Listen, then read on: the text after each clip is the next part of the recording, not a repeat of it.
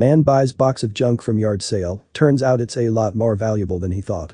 He held the boxes in his hands and knew that what they contained had the power to rewrite the history books. At the crossroads, he felt himself faltering. If his suspicions were wrong, he'd face legal consequences and humiliation. It was a bold claim, and he knew it. Did he even dare to try to prove the jeering critics wrong?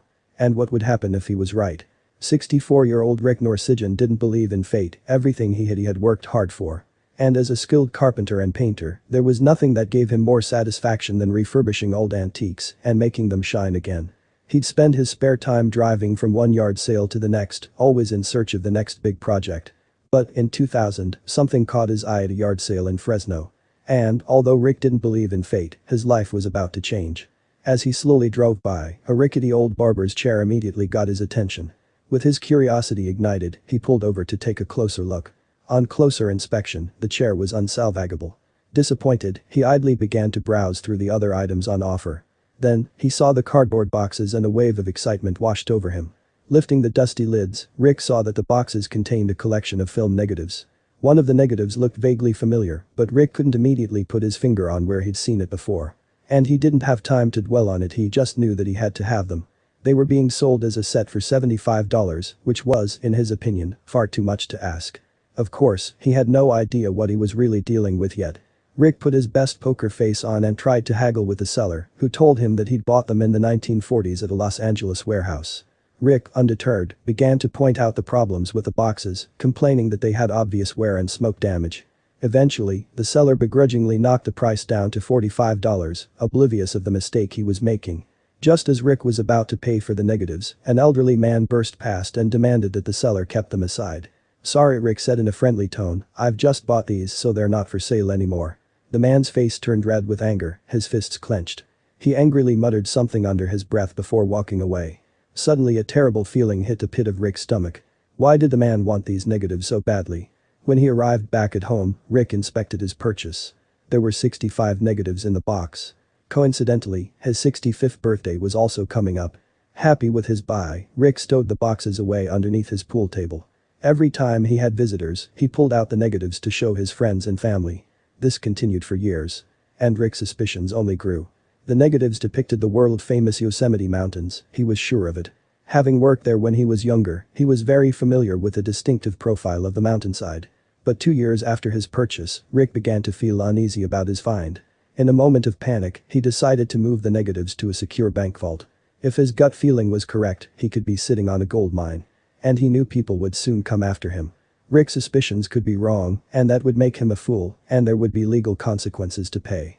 But if he was right, he had made a momentous discovery, and he'd make millions. It was time to find out for sure. He arranged a meeting with a professional to inspect the negatives. The expert said that the pictures were from the 1930s. Rick wasn't surprised the images were obviously dated. But could they really be the infamous lost photographs? Rick was well versed in antiques and art history. And he had recognized the distinctive style of the negatives he'd found. When one expert dated them back to the 1930s, his heart began to race. But how was that possible?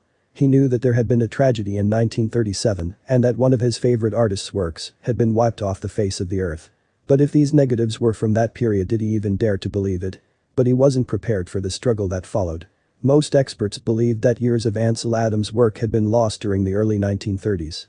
These photographs held great historical and artistic significance as they transitioned from amateur to master. But how had a decade of work just disappeared from the records? And how would Rick deal with the consequences of claiming to have found them? The beloved father of American photography was known for his black and white landscapes of the American West.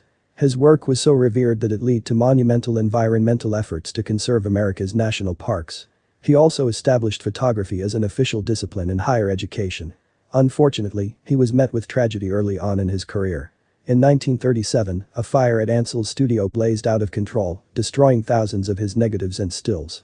And now, Rick was claiming that he had found these precious works at a yard sale in Fresno.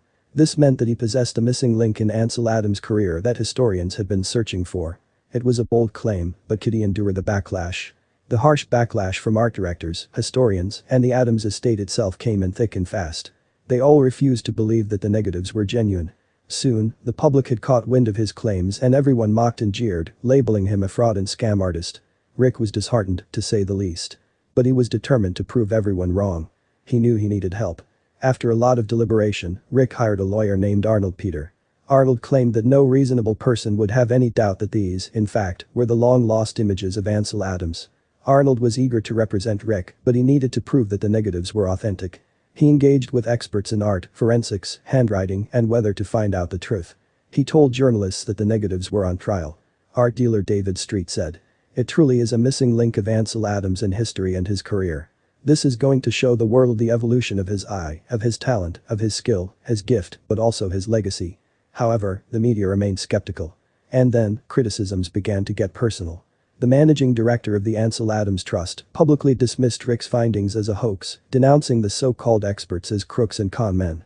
Despite attracting the disgust of the trustees and the media, Rick held his head high. He was in too deep to turn back now. He vowed that he'd prove them all wrong. But to end the legal battles, Rick had to sign an agreement.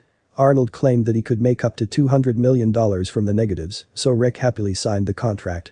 Arnold arranged for a company called Media Partners Global to sell the prints on his behalf, which would waive him from any legal responsibility. It seemed too good to be true. After selling off the negatives, Media Partners Global was sued, but not before taking their share of the enormous profit. The company was forced to stop using the Ansel Adams name.